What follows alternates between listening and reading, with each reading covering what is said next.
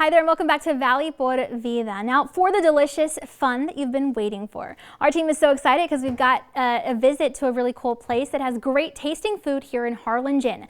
It's especially a unique spot because their history is a little bit different than most. And we dropped by for an inside look.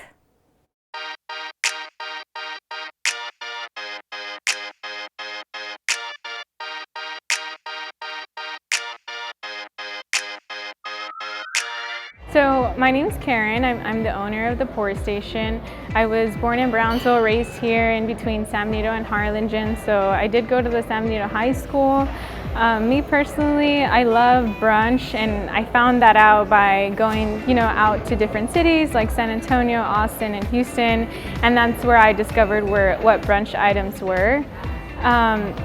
To me and my family, the breakfast is the most important meal of the day, but then again, when I went to different cities, that's when I decided breakfast is important, but it's also brunch and lunch. Whenever I discovered brunch, that's when I decided, for me at least, brunch is the most important meal of the day, which is why we incorporated our avocado toast. So here, and you can get that anywhere, but here what we do is we make everything fresh daily.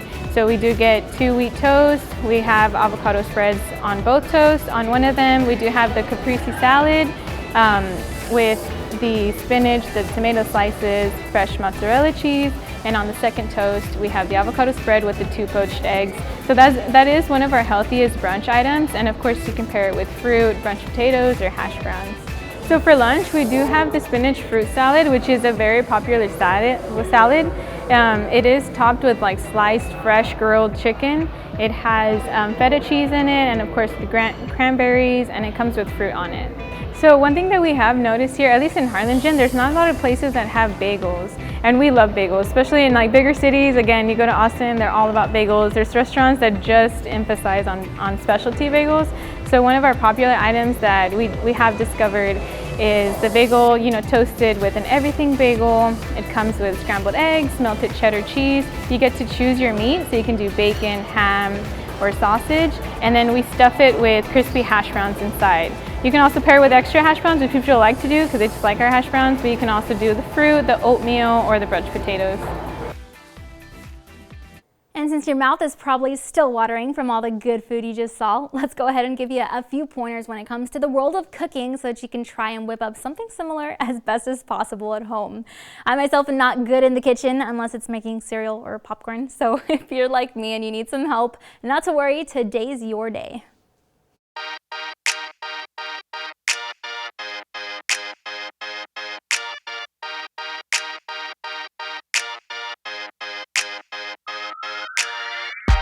So according to thekitchensnob.com, if you're a first-time cook, then you should remember that at any time you give it a go for a recipe, you should probably read it thoroughly twice, or maybe even 3 times, just to make sure that you know what the plan is.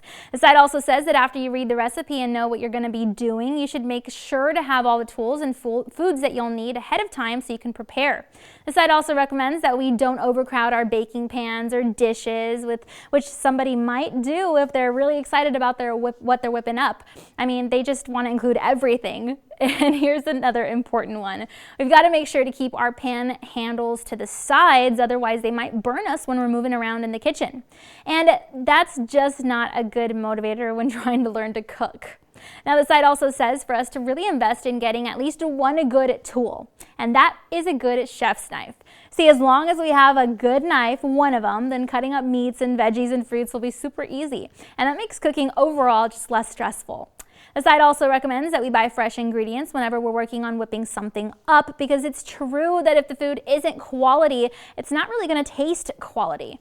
And even if it's the food products that aren't good, or too good rather, it might reflect negatively on your cooking, even if your cooking wasn't the problem. For example, don't use expired spices or sauces on good food. It's just not the best idea. And you know the saying, if you can't stand the heat, get out of the kitchen? Well, one tip the site says is similar to that notion, but for a different reason. See, it says that we should never leave the kitchen when we're cooking, or else we might leave something to burn, spill, or worse, so we could start a fire. So even though it might be tempting to go put a load of laundry in the wash or go check the mail real quick while you leave something boiling or brewing, it's best not to do that when we're newbies in the kitchen. The site even says that cooking is a science. So until we know what we're doing, it's best to just play it safe and take extra precaution. Plus, it'll help us focus on making great tasting food. And since it's a scientific skill, the site says that we should never put meat onto a cold pan. Apparently it allows the moisture to release, and that can cause your meal to taste rather dry, so that's another tip for you. And if you're anything like me, you might not really be too good when it comes to your measurements either, but that's okay. The site recommends that we use proper measuring tools whenever we're in the kitchen and not just take a guess at how much is an ounce of this or a cup of that. Not only is it good practice to use proper measuring tools, but it'll just help to make sure your food tastes the best that it possibly can.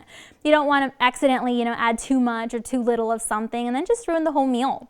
And the site says that we should be extra cautious when it comes to cooking with high heat. So even though we might be a little impatient and don't want to take our time when boiling something, causing us to just put the heat on high for a quicker cook time, we should just try to stick to the recipe that the rules allow. And if it says to cook on low for 10 minutes before raising the heat, do just that instead of skipping to the high part.